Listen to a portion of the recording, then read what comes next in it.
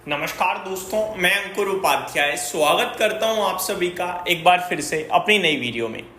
बाजार आज बड़ा ही इंटरेस्टिंग था। अगर आप अभी बाजार को देखोगे तो लगेगा यार बढ़िया, बाजार में तेजी रही। अगर आप सुबह से बाजार को देख रहे हो पूरे बाजार के दौरान तो आप बाजार को बोरिंग कह दोगे, और अगर आप स्टॉक की तरफ नजर डालोगे तो आप बाजार को बेकार भी कह सकते हो। तो आज बाजार बड़ा इंटरेस्टिंग था, इसीलिए मैं आपके साथ एक एक करके कुछ बड़ी बातें शेयर करता हूं। सबसे पहले तो निफ्टी 25,000 खड़ा हो गया है। ऐसा लग रहा है कि किसी ने दोनों तरफ एक बैरियर लगा दिया है, और वो बैरियर मात्र 30 पॉइंट का रहा। सुबह 25,070 गए, बहुत बढ़िया, मजा आ रहा था। पहली वीडियो में ही आपके साथ डिस्कस किया, इस पे भरोसा मत करो, गिर सकता है। जब तक वो वीडियो पोस्ट हुई तब तक बाजार गिर भी चुका था, 24,950 आ चुका था, 24,900 तक के लो लगाए और फिर रिकवरी होना शुरू हुई, और 24,990 से लेकर 25,000 के बीच में बाजार ने करीब 2-4 घंटे बिताए हैं। ये 10-15 पॉइंट की रेंज में बाजार ने 2-4 घंटे बिताए हैं। इसीलिए मैं कह रहा हूं, अगर आपने दिन के दौरान बाजार नोटिस किया होगा तो वो बहुत ही ज्यादा बोरिंग था।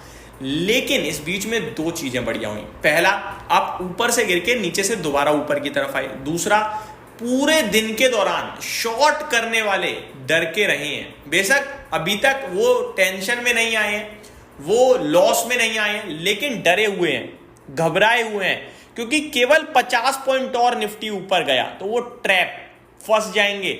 और पहला दिन निकल गया है, कल ट्यूसडे है, उसके बाद 2 दिन के अंदर एक्सपायरी है, वो भी मंथली वाली।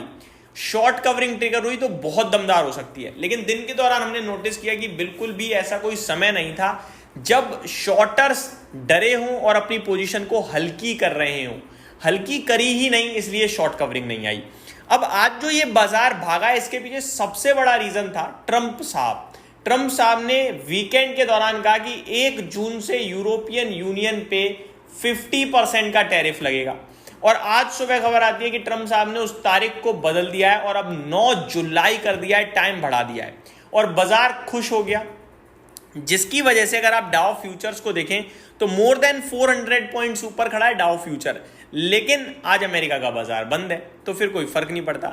मैं आपको फिर भी बताना चाहूंगा, डाउ फ्यूचर्स 422 पॉइंट्स ऊपर खड़ा है और नेस्डेक फ्यूचर 270 पॉइंट्स ऊपर खड़ा है। लेट्स सी किधर जाता है किधर नहीं जाता है, लेकिन मार्केट्स खुश बहुत हो गए और इसी के चलते भारतीय बाजार भी आपके लिए बढ़िया ट्रेड कर रहा है। अब दो सवाल हैं कि बाजार 25,000 के ऊपर टिकेगा, निकलेगा, नहीं निकलेगा। देखो, इंडेक्स को देखकर लग रहा है निकल जाएगा, क्योंकि भाई आप ऑब्वियस है, आप खुद सोचो, आप अपने ऊपर ले लो सारी बात। आपने 25,000 की कॉल बेची हुई है, 25,000 निफ्टी खड़ा है, आपका क्या डिसीजन होगा? आप यही सोचोगे ना, मेरे को थोड़ा बहुत निकल जाए, मैं निकल जाऊंगा, मैं एग्जिट कर दूंगा, पोजीशन खाली कर दूंगा, लॉस से बचना चाहूंगा। गलती से 25,050 हो गया तो आपकी पोजीशन लॉस में जा चुकी है। अब आप घबराने लगोगे, अब आप ये भी आपके दिमाग में आएगा यार ब्रेकआउट हो रहा है, मुझे छोड़ के चले जाना चाहिए, राइट? तो यही सिचुएशन इस समय मार्केट में है। लेकिन जिन्होंने शॉर्ट किया हुआ उनके पास पैसा बहुत है भाई साहब, बड़े बड़े ट्रेडर्स हैं। वो क्या कर रहे हैं, स्टॉक्स के जरिए इंडेक्स पे प्रेशर बनाने की कोशिश कर रहे हैं।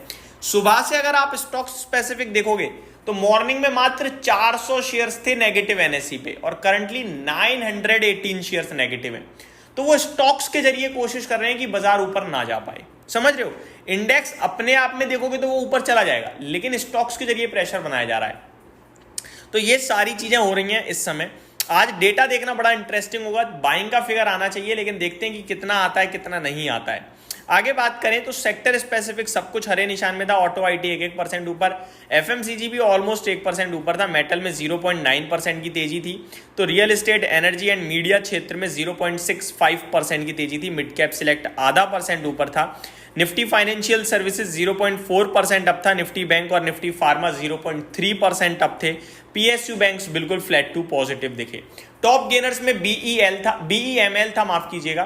बीईएमएल की बात करें तो 17.5% आज ये शेयर भागा है, और भागने के पीछे का रीजन है दमदार कमेंट्री कंपनी की तरफ से जो आई है, गाइडेंस स्पेशली। रिजल्ट्स भी वीकेंड पे दमदार आए थे और शेयर ने आपको आज दमदार पैसा बना के भी दिया है।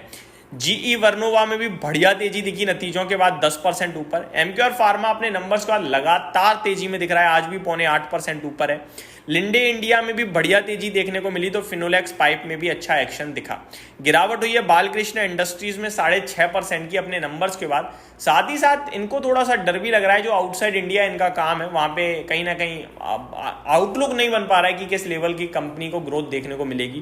कंपनी ने बसेस वगैरह के सेगमेंट में एंट्री करने की भी बात करी है और ब्रोकरेज हाउसेस को वो चीज़ पसंद नहीं आ रही है शॉर्ट टर्म के लिए, जिसकी वजह से काफ़ी सारे ब्रोकरेज हाउसेस ने डाउनग्रेड भी किया है और स्टॉक पे आपको हल्का फुल्का प्रेशर दिख रहा है। बाकी मुझे बेहतरीन कंपनी लगती है, नो डाउट आप बने रहिए तो ज़्यादा बेटर है। शारदा एनर्जीज में नतीजों के बाद 6.25% की गिरावट है। होनासा कंज्यूमर 5% नीचे है 20% भागने के बाद। ये स्टॉक तो मेरे पल्ले ही नहीं पड़ता है, मैंने हमेशा कहा है कि ऐसे स्टॉक से दूर रहें, बाजार में बहुत अपॉर्चुनिटीज़ हैं। पावर इंडिया में एक क्वालिटी स्टॉक है, 5% की गिरावट है। पावर इंडिया मुझे हमेशा से पसंद है, बट क्योंकि स्टॉक के वैल्यूएशन इतने हाई रहते हैं तो मैं कभी हिम्मत करके आपके साथ बाय कॉल शेयर ही नहीं कर पाता। इटरनल एमएससीआई और फिटसी की रीबैलेंसिंग में जो आउटफ्लो होगा आज उसके हो सकता है उसकी वजह से आज ये शेयर 5.25% नीचे देखने को मिला है। आगे बात करें निफ्टी की, तो निफ्टी में करीब 39 शेयर्स पॉजिटिव थे, जिसमें JSW steel, Bajaj auto top gainer की लिस्ट में शामिल थे। 11 स्टॉक्स नीचे थे। इटरनल यानी जोमेटो टॉप लूजर था, उसके बाद केवल कोटक बैंक जो 0.5% नीचे है, फिर Power Grid, NTPC, UltraTech Cement, Tata Steel, Sun Pharma, Maruti, HDFC Life, Grasim, Cipla flat to negative थे, कभी भी हरे निशान में आ रहे थे और लाल निशान में आ रहे थे, कोई बड़ी नेगेटिविटी थी नहीं यहाँ पे। निफ्टी की बात करें तो at the and I think अभी 8 मिनट बचे हुए हैं बाजार बंद होने में, 3:22 है और अभी निफ्टी 25,000 से 2 पॉइंट नीचे ट्रेड कर रहा है। तो ये बहुत ही कशमकश चल रही है, मतलब लेट्स सी किधर अंत होता है। अंत छोड़ते हैं अब, तो कल मॉर्निंग का फर्स्ट हाफ ही देखना होगा। मुझे लगता है शॉर्ट कवरिंग ट्रिगर होनी चाहिए, बाकी जो शॉर्टर्स हैं वो पोजीशन छोड़ने को तैयार भी नहीं है, तो मिला जुला काम काज है, एक बार होने देते हैं, उसी के बाद एक्शन लेंगे। 250-300 तक का मूव बनेगा, जैसे ही 25,050 के ऊपर बाजार टिकता है। यही समाप्त करता हूँ उस वीडियो को, उम्मीद करता हूँ डिटेल्स पसंद आई होंगी। Thank you so much for watching this video, have a great day guys.